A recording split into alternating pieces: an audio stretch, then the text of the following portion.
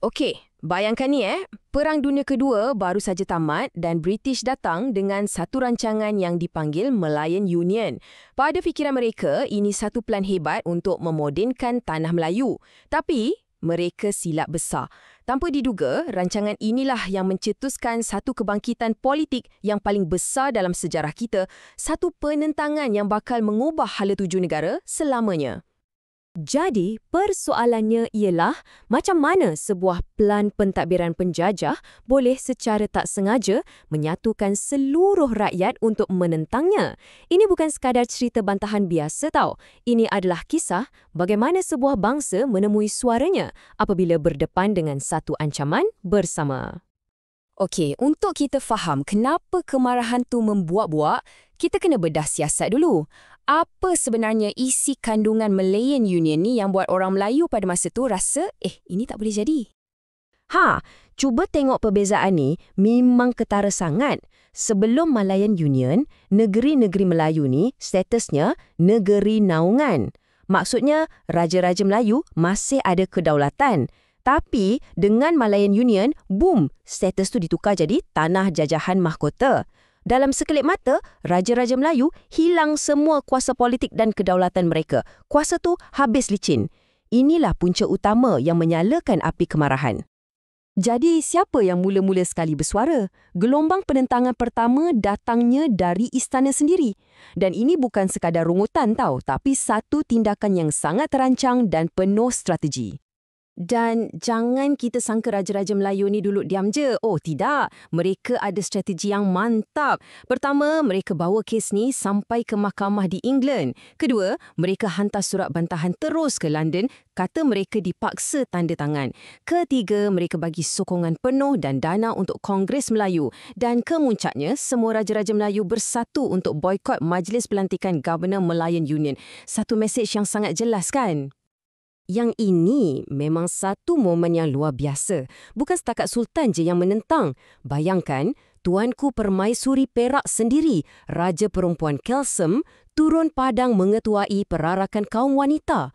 Ini dah jadi satu simbol yang sangat-sangat kuat yang menunjukkan istana dan rakyat jelata berdiri sebaris, sehati sejiwa menentang Malayan Union.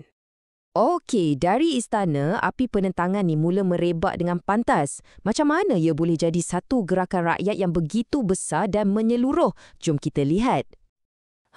Di sinilah peranan media menjadi sangat penting. Surat khabar Melayu macam Utusan Melayu, Majlis dan Warta Negara, mereka bukan sekadar lapor berita. Mereka jadi suara rakyat. Mereka membakar semangat. Muka depan akhbar penuh dengan kritikan pedas dan seruan supaya semua orang bangkit dan tunjukkan bantahan.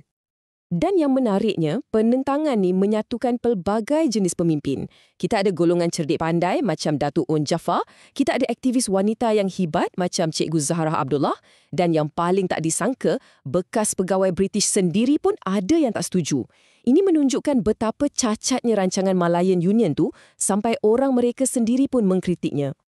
Suara rakyat ini kemudiannya bergema di jalanan. Pada 15 Disember 1945 di Kota Baru, Kelantan, seramai 10,000 orang berkumpul. 10,000.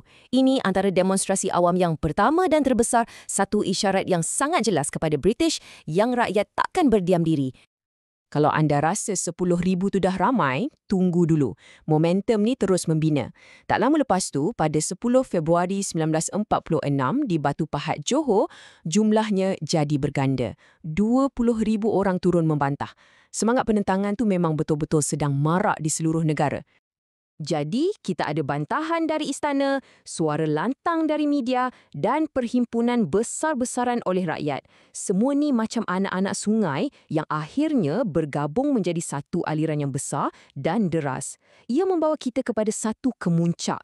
Penyatuan semua suara ini di bawah satu bumbung. Detik bersejarah ni berlaku pada awal Mac 1946. Pemimpin-pemimpin Melayu dari seluruh pelusuk tanah Melayu berkumpul di Kelab Sultan Sulaiman, Kuala Lumpur.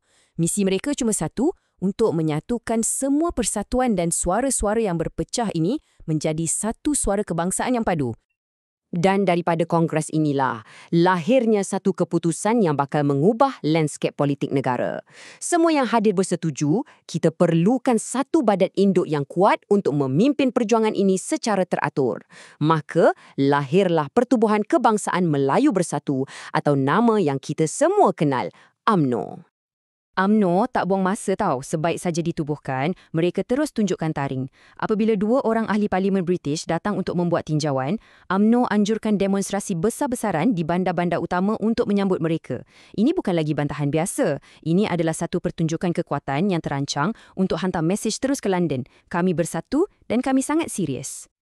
Akhirnya, gabungan tekanan dari istana dan rakyat ini berjaya. British terpaksa mengalah dan Malayan Union pun dibatalkan. Tapi legasinya jauh lebih besar daripada itu. Peristiwa ini telah menyedarkan satu bangsa tentang kekuatan mereka bila bersatu. Ia melahirkan satu kesedaran politik yang baru.